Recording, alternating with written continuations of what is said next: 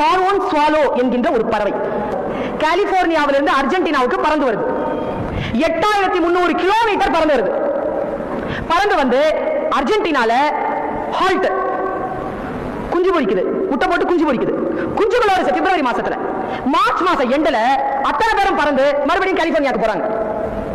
8300 16600 kilometre பறக்குது. அது போற வழி வந்து காட்டு வழி கிடையாது, கடல் வழி. அது எப்படி பறந்துகிட்டே இருக்கு? அதுக்கு தோல் வலிக்காதா? அதுக்கு பசிக்காதா? நான் கூகுள் பண்ணுங்க, என்னதான் பண்ணுது இது, என்ன மிராக்கல் இது. அது என்ன பண்ணுமா, பறக்கணும்னு முடிவு பண்ண உடனே ஒரு சின்ன குச்சி இருக்குல்ல குழந்தைகளே, குச்சி, அந்த குச்சியை உடைச்சி எல்லா பறவைகளும் கையில் எடுத்துக்குமா, வாயில வச்சுட்டு தான் பறக்குமா. அது முன்னால போதுல தாய் பறவை, அது மீன் வாட பார்த்த உடனே ஒரு சிக்னல் கொடுக்குமா. எல்லாம் என்ன பண்ணுமா, தாழ பறந்து அந்த குச்சியை போட்டுருமா கீழே. குச்சி மிதக்கல, குச்சியில் உட்காந்துக்குமா.